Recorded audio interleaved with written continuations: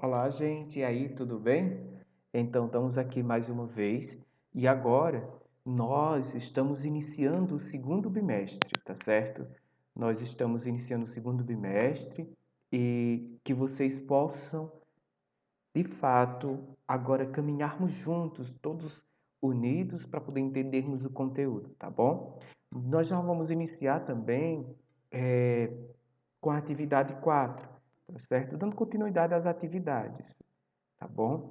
Então, dando continuidade às atividades, nós vamos iniciar na atividade 4. Então, agora, nesse momento, nós vamos começar a explicação da atividade 4 e, em seguida, passaremos a atividade para vocês. Então, olha só, nessa semana, do dia 28, nós vamos ver a localização nos pontos do plano cartesiano, tá certo? As outras atividades foram cumpridas e nessa aula nós vamos estudar o plano cartesiano, os pares ordenados e como localizar pontos no plano cartesiano. Contudo, para melhor compreensão deste tópico, acrescentamos também alguns exercícios de fixação, além de exemplos resolvidos. Então, o plano cartesiano, ele é formado por uma região geométrica plana, cortadas por duas retas perpendiculares entre si. Então, eu tenho um plano, tá certo? Um plano é uma região que tem duas dimensões, no caso, largura e comprimento, tá certo? Então, aqui nós, por exemplo, eu coloquei essa figura aqui de verde claro para vocês terem noção. Aqui é o nosso plano, certo? Ele tem largura e tem comprimento, tá certo? O plano eu vou ter duas retas, tá certo? Vou ter uma reta vertical nesse plano e vou ter uma reta horizontal, de modo que elas sejam perpendiculares, ou seja, elas, o ponto de intersecção entre elas vai formar um ângulo de 90 graus, por isso que estão chamadas retas perpendiculares. Então, são perpendiculares entre si, tá certo? E para denotar a perpendicularidade, a gente coloca esses quadradinhos com esses pontos, para dizer que aqui é 90 graus, 90 graus, 90 graus, 90 graus, tá certo? Então, aqui nós temos o plano cartesiano, tá certo?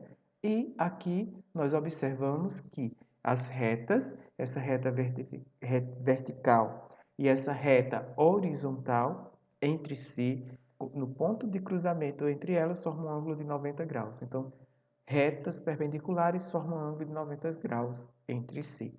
Tá bom? Continuando. As retas dividem o plano, se a gente observar essas duas retas, essa reta horizontal e essa reta vertical, vai dividir o plano em 4 regiões. E essas regiões são chamadas de quadrantes. Por exemplo, aqui, ó, que é a primeira região. Então, aqui está o primeiro quadrante. Essa outra aqui, ó, segunda região, é o segundo quadrante. Terceira região, terceiro quadrante.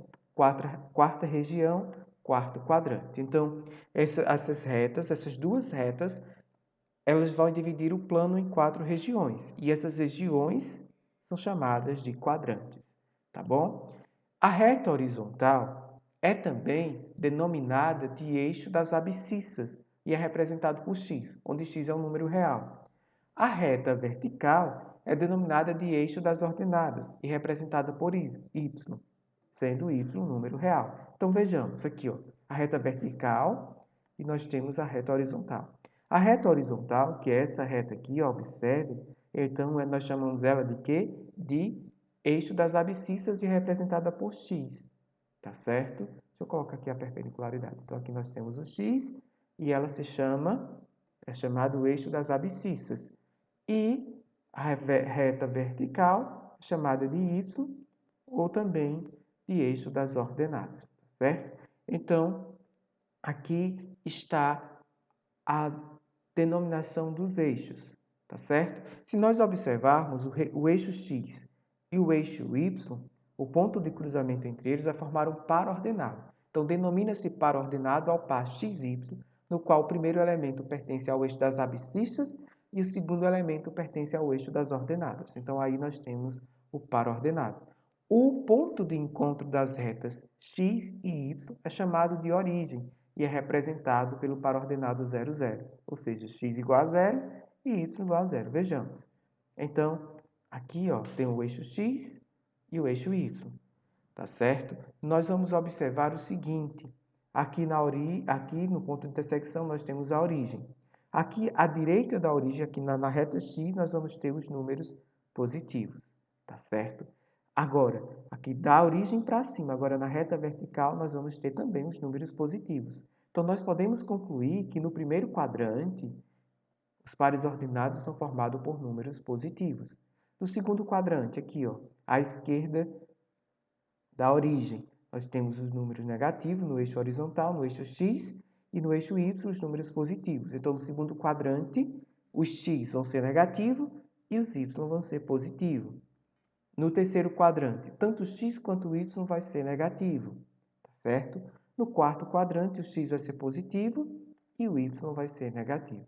Então, essa é a estrutura dos quadrantes no plano cartesiano. Continuando, agora vamos trazer um exemplo. No plano cartesiano, localize os pontos cujas coordenadas são dadas pelos pares ordenados abaixo. Então, aqui nós temos uns pares ordenados e nós vamos colocá-los no plano cartesiano. Aqui nós temos o ponto A, 2 e 3. Então, 2 de x, lembra? E 3 de y. Então, esse ponto vai ficar assim, ó. 2, 3. Tá certo? Então, aqui nós temos o ponto A. Tá bom? O ponto B, menos 5 e 1. Veja que menos 5 tem que estar no eixo x e 1 do eixo y. Ó. Menos 5 e 1. Seria isso. Então, observe aí, ó. Pronto, aqui tem o ponto B.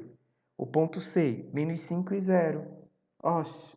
Gente! O ponto B é menos 5 e 0. Então, isso significa dizer que o 0 é de y. O menos 5 é de x. Então, eu vou no menos 5 de x e coloco o ponto aqui, ó. Ponto C. O ponto D, 0 e menos 4. Ó. 0 é de x, menos 4 de y.